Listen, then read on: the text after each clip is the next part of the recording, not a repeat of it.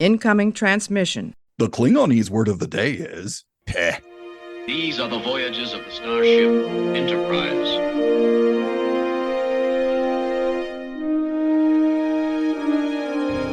So, this is a huge victory for the good guys. Scotty, beam me up. Resistance is futile. Live long and prosper. Boldly go where no man has gone before.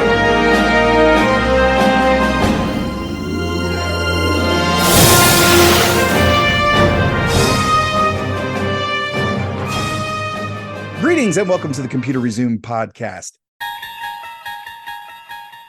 Imagine with me for a moment, if you will, a level of fandom beyond that which is known to casual trekkers. It is a dimension not only of sight and words, but of mind. It is a middle ground between civilians and savants. It is an area known as your local comic book retailer. You've just crossed over into the comic book zone. And I'm your host, writer-comedian, Mr. Todd A. Davis. And our guide through the comic book zone today is an Eisner, Harvey, and Hugo-nominated and award-winning editor and story consultant for companies like Marvel, Disney, Lucasfilm, and Amazon. She co-created the character of Gwenpool, and I feel like I'm forgetting something. Oh yeah, she's a group editor with IDW spearheading their Star Trek line, specifically this summer's huge crossover event, Star Trek Day of Blood. Teller of stories, lover of penguins, it's Heather Antos. Yay! Heather. Hi. Todd. Hi. Thanks for the awesome introduction and the Muppet hands. I mean, that's hey. No, I don't think anyone's ever done Muppet hands for me before. Really? Oh, I'm so glad I was able to do that for you.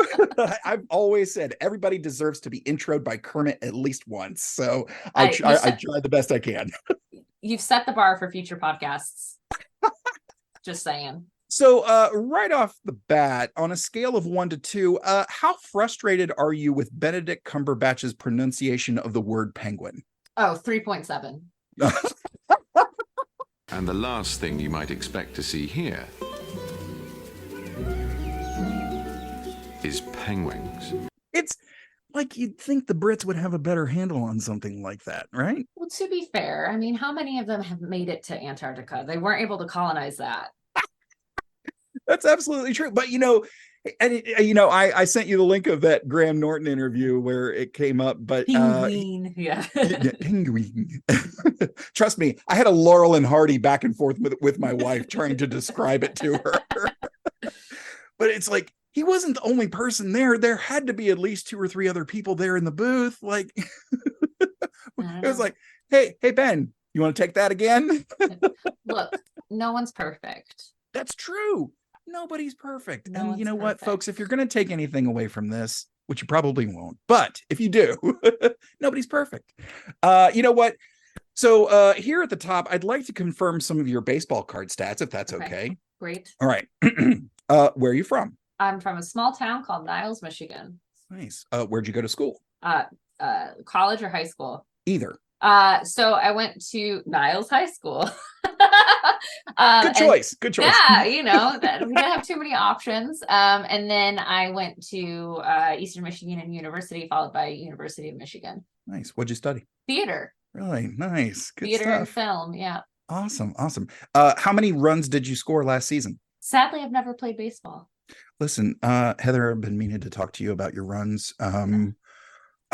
It's the average is a little low. We're going to need you if you can just, I don't want to trade you to Cleveland. Cleveland rocks. That's what I heard in the theme song. Yeah, absolutely. So, your first credit I saw, and again, based on the internet. So I've done my best based on what I found on the internet. First credit, Unlawful Good, an anthology of crime. Like, how did that all come together? Because I saw like you're done at school, you spent some time in comic book retail, and then it was like right into the industry. So like, how did that all come down? Well, good job. That is my first comic credit. That is the first comic project I ever did.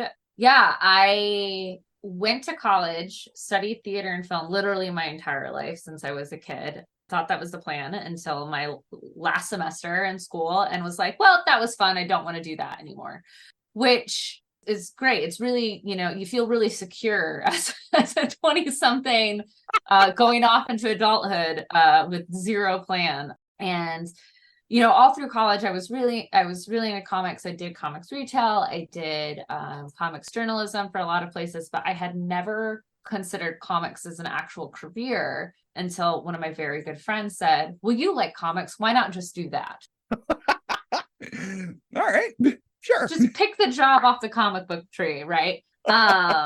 Which was, it was an interesting question posed to me, because how does one get a job in comics, right? That's a question I get asked all the time. And, growing up in a very small town in Michigan, it wasn't like we had people who worked on Batman or Spider-Man coming to career day. Right. So I started, looking at the different career opportunities there were. Obviously, I knew of like writer, artist, letterer, colorist, all that stuff. And like, I like to write, but I didn't think I wanted to make it a job. I love to draw, but like, oh my God, it seemed like way too much work. And I'm lazy. And you're in good company. Yes. But there was this mysterious credit of the editor that was on every single book that I read. And comes to novels or prose, I knew what the editor did. You work with the writer on the manuscript, but that's only one person. In comics, you have a giant group of different creatives that are working together monthly, right, to produce a single issue. And there was something that was just really fascinating about that. And I wanted to learn more about what that job entailed. So I did what every good millennial does. And I started tweeting comic book editors. Of course. Why wouldn't you? Why not? And this was pre-Twitter being as psychotic as it is now. But I reached out to any editor I saw in books that I was reading. And at the time, I was a really big fan of the Jerry Duggan, Brian Posehn run on Deadpool. And Jordan White was the editor on that. And so Jordan was... As a comedian, Brian Posehn working on Deadpool. Right. Yeah. And Jordan responded, and it turned out he was going to be at C2E2 that following month. I was going to be at C2E2 for some of the comics journalism that I was going to do. So he agreed to sit down with me and talk to me about comic editing, what the job is, give me a kind of insider look. So I went to that convention. We talked for about an hour. I left that convention knowing this is it. This is what I want to do. And so I kind of just dove in head first. I lived in the Midwest. I wasn't about to drop everything and move to LA or New York in the hopes that, a publisher would pick me up. I wasn't in college anymore, so I couldn't get an internship at any of these publishers. So I just started, I was like, well, I'm going to just make a book, coming from theater and film. I know how to get a group of people together and collaborate on deadlines with budget, show must go on, all of that stuff. Oh yeah. I put the call out on Twitter, who'd be interested in participating in an anthology, thinking I would get like 5 submissions maybe. And I ended up getting over 100, and that became Unlawful Good, an anthology of crime. It was like a 218 page, 17 short stories, 50 creators from all over the world. So 6 months after that initial New York Comic Con, I was at, or Chicago. Yeah, it was C2. So in October, I was at New York Comic Con. 6 months later, the Kickstarter for Unlawful Good is running. We had already reached our goal. I ran into Jordan White again. He remembered me, he had been following along. Yeah. I had an ash can of the book, and basically it was like, look what I've done since I last saw you. Yeah. Little did I know he was actually about to hire his own assistant editor, because he had just gotten promoted. And he had asked me, would you ever be willing to move to New York? And I said, yep. And 1 month later, I was interviewing for Marvel. And 2 months later, I moved to New York to work for Marvel. So that's my first credit. Jeez Louise. Kids, listen, if you want to get in and just go 100 miles an hour. That's so great. Like, you reached out, someone gave you the advice, you took it and ran with it, and you busted ass. And I'm sure it was not easy. And it panned out. Man, that's awesome. That's so great. So let's fast forward a little bit, because in reading some of the things that you worked on, I just scraped the surface of Gwenpool. And I mentioned, I really enjoyed, Brian, he's a comedian, I'm a comedian. We enjoy each other's well, I'm not going to pretend Brian knows who I am.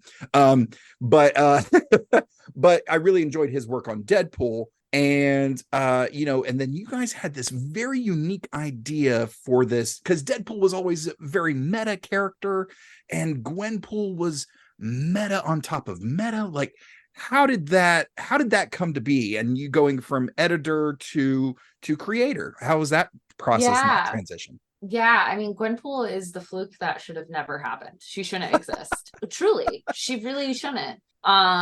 So October of 2015, I believe, a character named Spider-Gwen debuted. Oh, yes. And she kind of took off, just like wildfire. And so in the coming months, Marvel wanted to do one of their variant cover months in order to promote Spider-Gwen. And during that summer, we were doing, I think it was Deadpool Secret Wars. And so during that month, Marvel was doing Gwen Stacy as Wolverine, Gwen Stacy as Iron Man, Gwen Stacy as Deadpool. Nice. And Chris Pachalo drew the cover. If you haven't seen it, it's Gwen just like sitting in a pool floaty with some dead bodies that she theoretically had just killed, sipping a little drink, having a great old time. And it was just surreal what happened.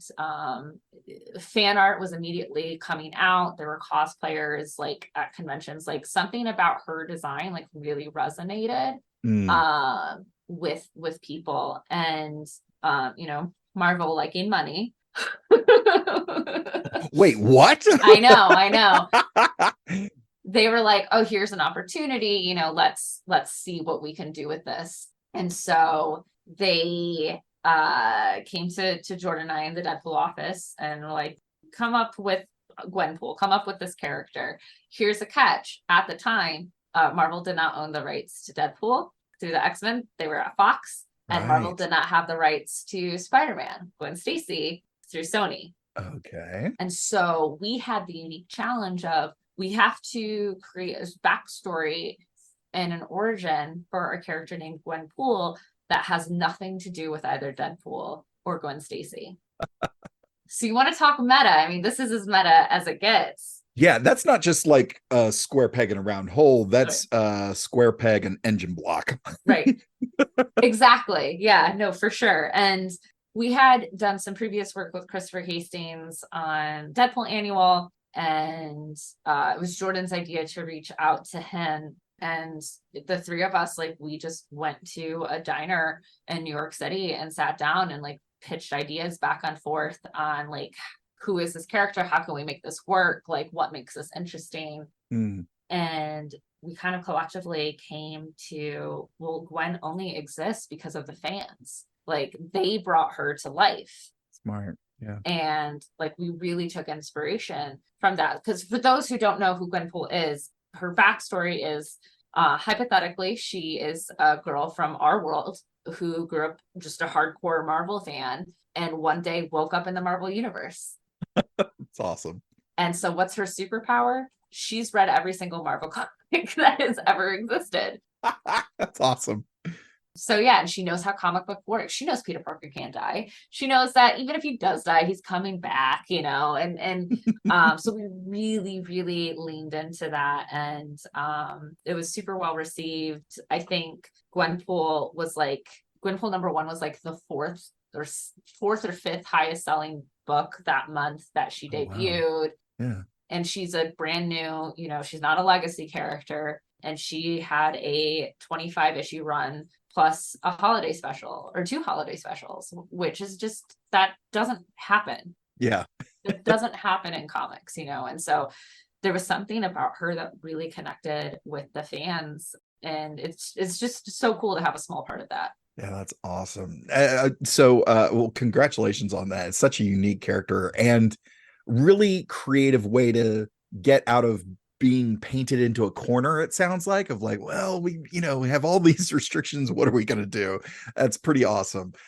So moving right along, now again, my facts might be a little fuzzy combined with like, I've taken a lot of shots to the head over the years. So if I get some details incorrect, I do apologize, but I see that you briefly left comics in early 2019 for a company called Unicorn. It's like a esports media company. Is that right? Yeah, so contrary to popular belief, I didn't leave comics. I left Marvel. And Okay. I know some people would like to say Marvel just is comics and there's nothing that exists outside of Marvel, but that's not true. And yeah, so I was at Marvel for 3 years.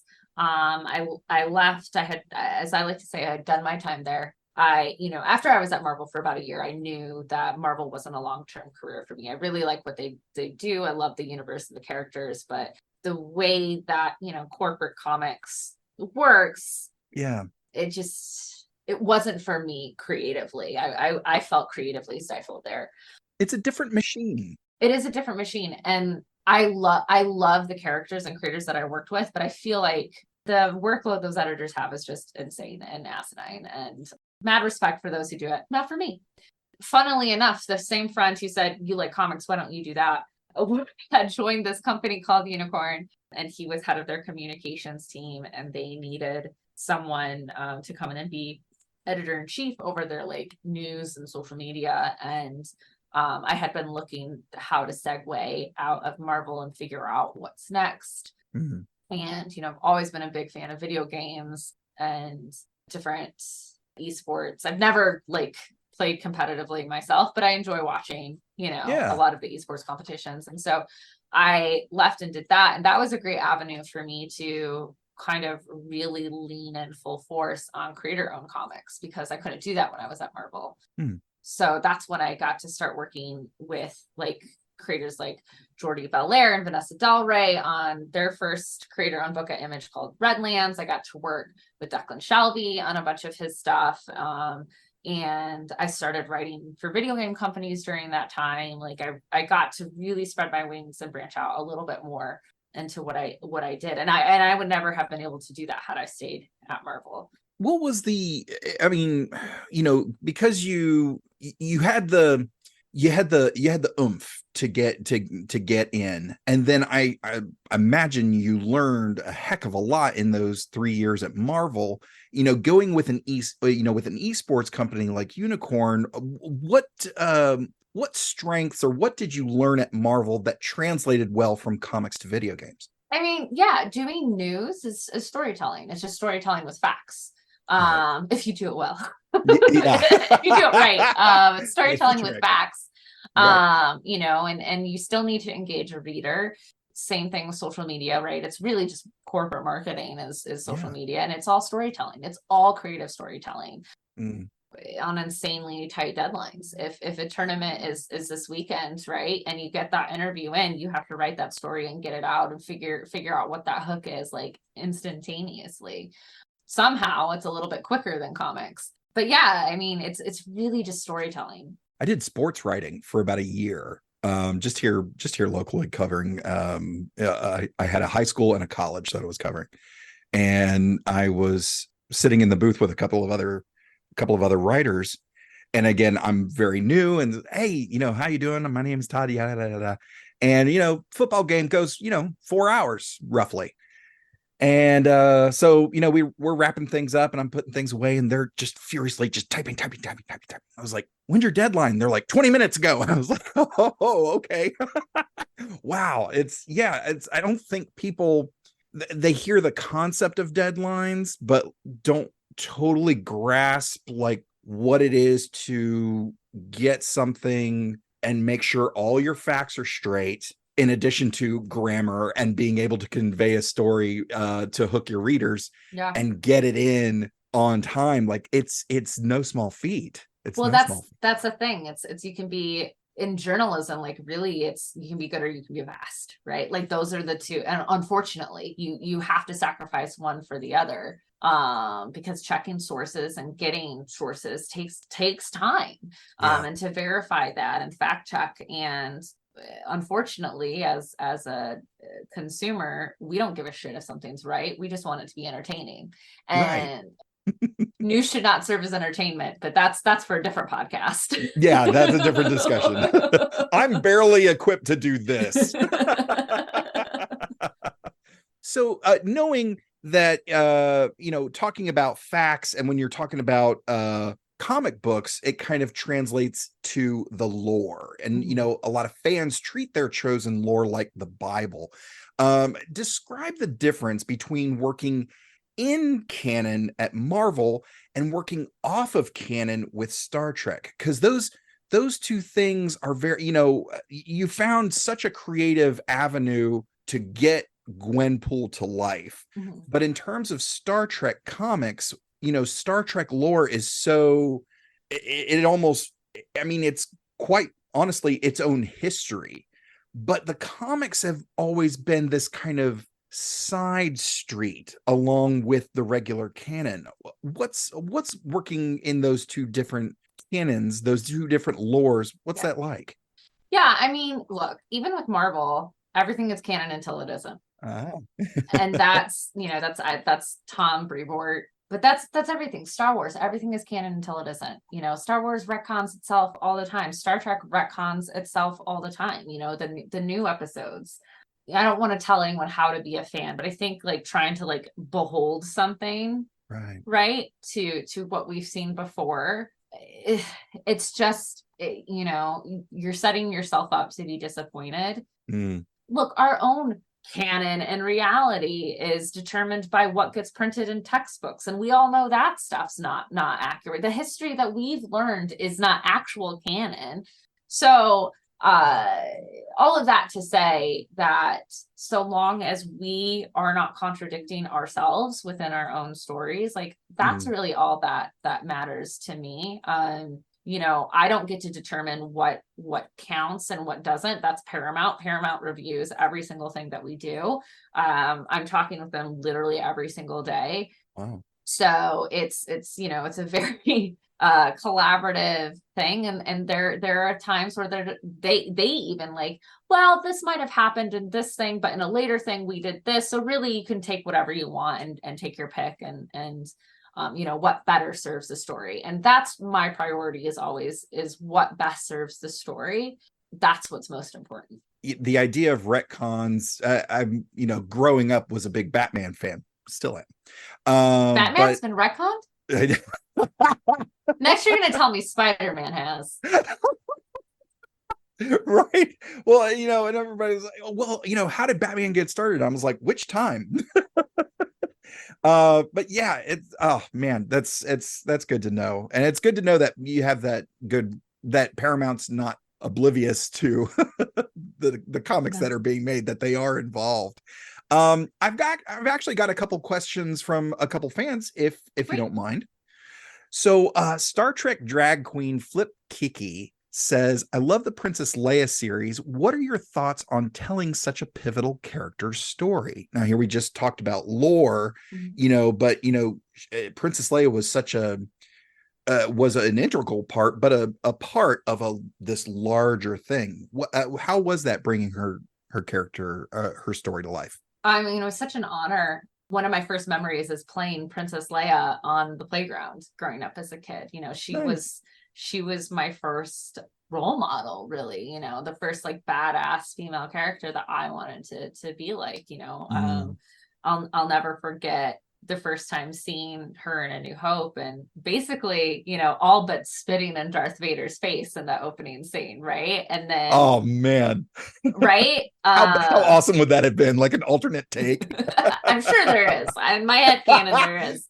Knowing Carrie Fisher, yeah, right. She totally would. And yeah, I feel like I owe a lot of my tenacity and spirit to Carrie and to Princess Leia. So getting to tell a small smidgen of her story, along with just Mark Waid and Terry Dodson, who are just powerhouses in comics. Honestly, my first week, literally one of my first tasks as an editor at Marvel was sending Mark Waid notes, which that was such a Like, I'm sorry. No pressure. You No want pressure me, at all. You want me to what? No, Mark's great. But yeah, it's such an honor. Just such an honor. The writer of Con the Musical, Brent Black, would like to know, what's your favorite Trek film? Oh gosh. It's really We're hard. gonna hold you to this, Heather. Because those uniforms are just awful. They're so bad. And I never realized how bad they were until I did the motion picture comic series that I'm working on right now. And they're just the worst uniforms. They're just so bad. Yeah. I mean, Wrath of Khan is up there. I will have to say, it's so iconic. It's like, it's almost like the Empire, right? The right of Star Wars. It's so iconic, and it's the one that I think has left the most lasting impression on me. I do need to go back and rewatch the others. It's been a long time, but those uniforms. To me, I've started, as I've gotten older, I'm knocking on the door of 40. And as I've gotten older, I've started watching Wrath of Khan on my birthday, just because I feel more than ever closer to Kirk, who's just kind of at this point in his life where it's just like, Yeah. I was like, oh man, I feel that. But yeah, you mentioned the Star Trek, the motion picture book that's going on right now, Echoes. And I gotta say, I was kind of surprised when that was announced. I was like, really? Okay, all right. I mean, who am I? So okay, I'm down. Let's find out. How did that come to be? Yeah, so when I took over the Star Trek license, I really wanted to reach out and expand to other writers who are known for maybe superheroes, or other corners of comics, but also like really, really love Star Trek. And Mark Guggenheim is one of those. He's such a hardcore original series Star Trek fan, and I didn't have an original series comic in the works. Aside from year 5, IDW hadn't really done any original series comics in a while. A lot seemed to be focusing on the TNG era, and so I wanted to originally asked for an original series pitch, and Mark was like, well, I really like TMP, can I do the motion picture? And I was like, that's fine. Again, not thinking about the stupid uniforms, pajama uniforms, right? Yeah, so he pitched the series and I loved it, and yeah, here we are. So that's how he just asked if it could be motion picture, and it was a thing for me. I'm like, well, your name does carry something, so if it's TMP, I don't think it'll hurt sales that much, so we can try it. And people seemed really excited when we were announcing a motion picture era comic, because as we know, they haven't gotten much love. So yeah, and the reception's been pretty good, so I can't complain. Yeah, like I said, I was a little surprised at just kind of like, really? Okay, yeah, all right. Seems like a unique choice to make, but I mean, seems to be working. So yeah, getting into the Star Trek comics that are currently coming out of IDW right now, the big thing right around the corner, Day of Blood. There's been some wonderful articles written on it already, of course, from Star Trek and CBR. For folks who don't know, what's the elevator pitch for Star Trek Day of Blood? Well, Day of Blood is the culmination of everything we've been working towards since we relaunched with Star Trek #1 last October. We've been following Kalas's genocidal rampage across the galaxies, and even brought Benjamin Sisko back from the Prophets. So yeah, this is where it all comes to a head. We've been following 2 different ships, 2 different crews. Benjamin Sisko leading his crew on the USS Theseus. Worf finally captaining the Defiant, which he stole, by the way, with his crew of miscreants. And together they must work together despite their differences to stop Kalas before Kalas really brings havoc on the galaxy with his little cult of Klingons. Yes. Oh my gosh. So I picked up Star Trek 400, and there's that sort of little teaser in the back for Star Trek #1. And I think there's a group shot of Ben Sisko and the rest of the crew, and looking around, I was seeing some familiar faces, and I was just kind of like, oh, this is, so we're shifting here. This is a new thing. And I was super pumped for it, because here on the show, we do, if you're familiar with fantasy sports, we actually did a Star Trek fantasy draft. Oh, that's cool. It was a lot of fun. I got 3 of our regular guests who came on, and the 4 of us just did a big fantasy draft, and we got some really interesting crews out of that. But this seems like such a, I mean, without any sort of negative context, it seems like such a fan servicey thing of just kind of like, hey, wouldn't it be cool if?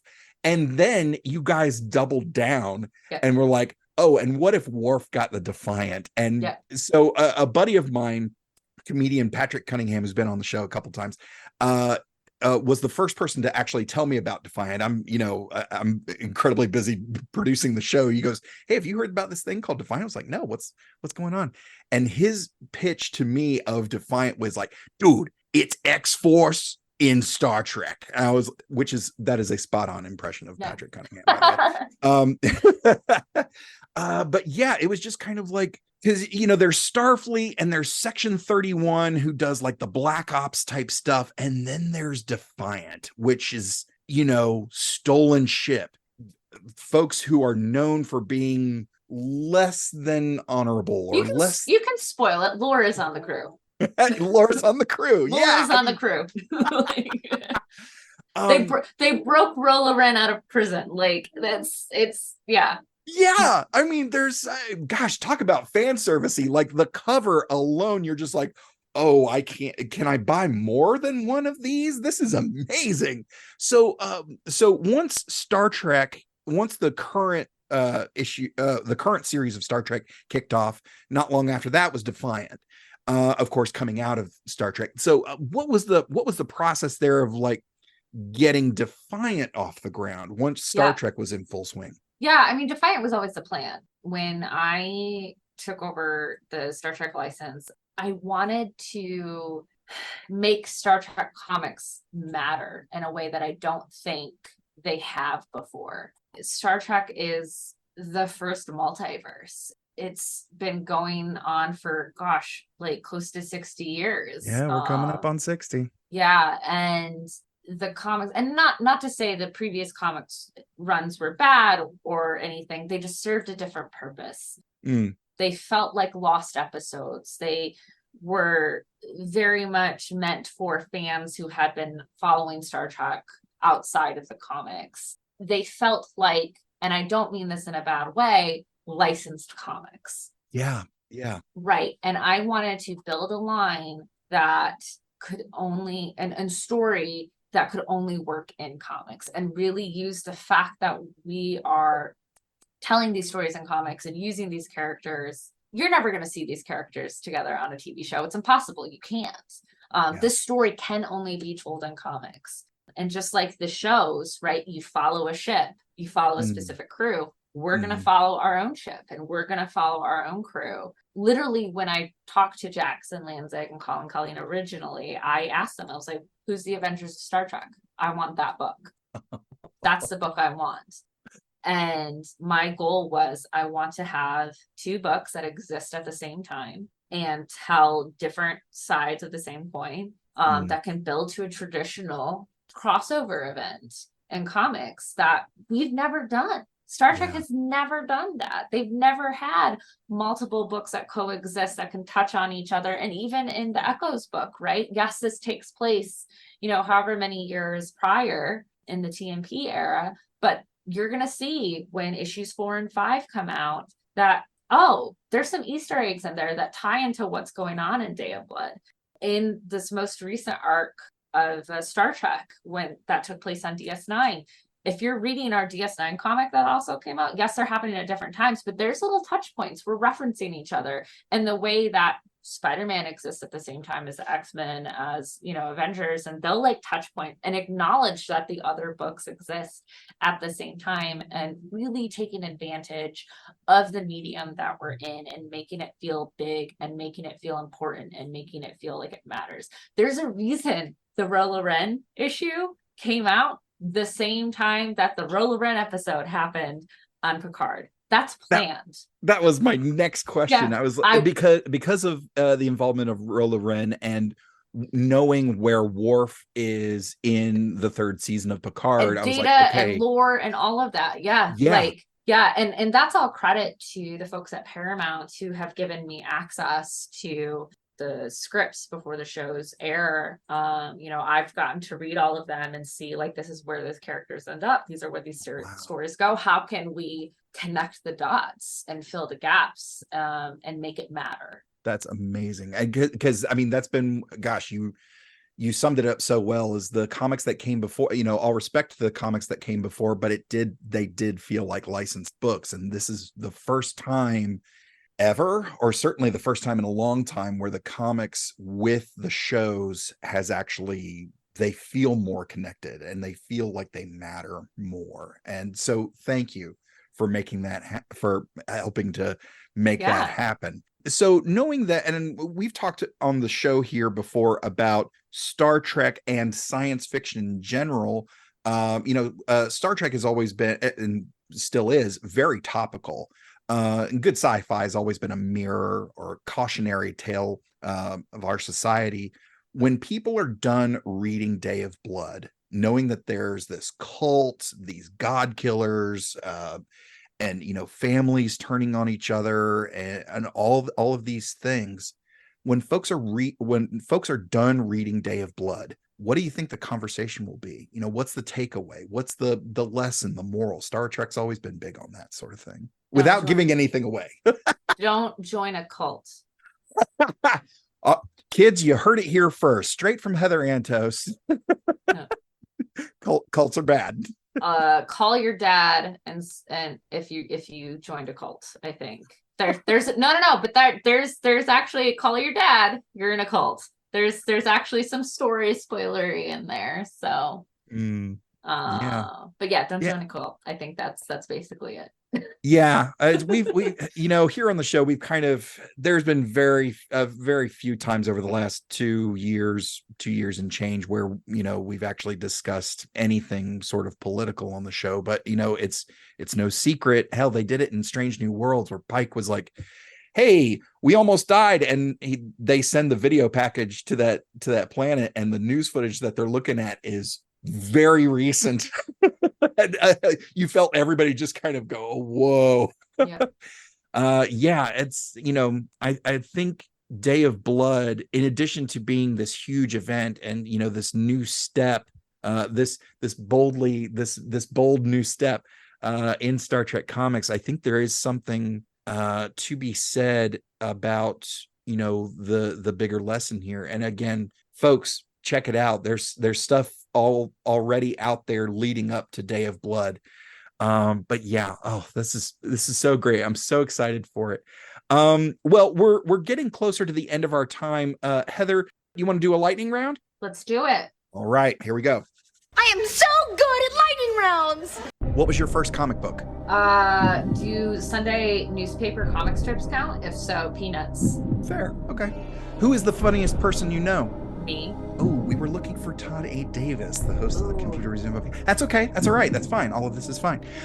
Who's your captain? Benjamin Sisko. Nice. Who's the best captain? Benjamin Sisko. Okay. All right. I'm never wrong. There you go. That's an editor for you. Do you snore? I would have to be awake when I'm asleep in order to tell you that. Fair enough. Will there ever be a Star Trek Enterprise? One shot, mini, or ongoing? If I told you, I'd have to kill you. What's the best TV watching snack? Popcorn. That is correct. Will you endorse my skills on LinkedIn? I don't think we're connected. I just sent you a thing, Heather. Oh, no. I check my LinkedIn like once a year. Me too. All right, last question. Since you're from Michigan, on this audio podcast, describe where you're from using your hands. All right, everyone, listen very closely. I'll put my hands next to the microphone.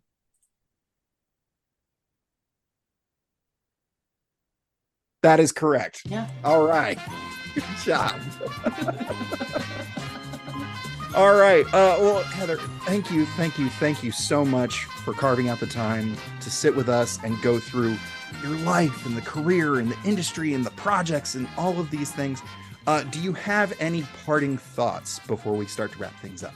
If you take away anything from this podcast, do not join a cult, but do pick up Star Trek Day of Blood #1 on sale this Wednesday, July 19th at your local comic book shop or online at idwpublishing.com. It will also be available this week at San Diego Comic-Con at the IDW booth if you happen to be there. We do have an amazing foiled convention exclusive by Angel Unzueta, who is the artist on the bulk of the event, but we also have some other cool variants, including my personal favorite, the Daniel Warren Johnson variant, where yes, that is a Klingon holding a decapitated head on the cover. So definitely check that out.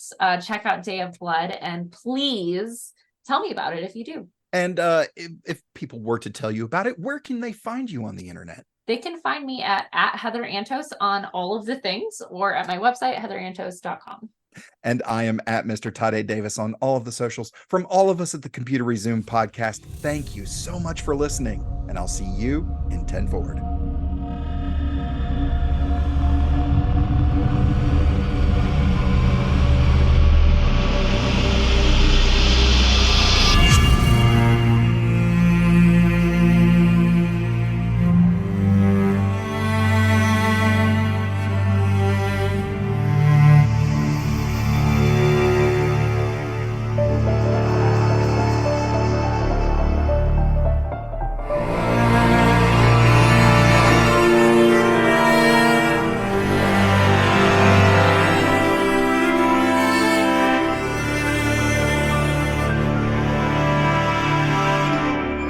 Support us on Patreon and like, rate, review, and share on all your favorite platforms. Feel free to send us your subspace transmissions to computerresumepodcast@gmail.com or at Computer Resume on Facebook, Twitter, Instagram, and TikTok. The Computer Resume podcast was created and produced by Mr. Todd A. Davis. Our logo was designed by Will Martin and Justin Bishop. The opening theme was produced by Justin Bishop, and our outro music was provided with permission by Dronode. Additional music was provided by Mr. Todd A. Davis and Gary Horn, and the voice of Computer Resume podcast and executive producer, me, Kat Davis. # LLAP. We'll see you next time. Going through a Star Trek. We're doing Star Trek stuff in space. We probably got some phasers and shuttle pods, and we're gonna find a brand new race. Thank you so much. Thank you. Thank you for being a podcast who has your together. Oh man, that thank you. I'm glad I'm still recording. That could be your tag at the end. How's that for a slice of fried gold?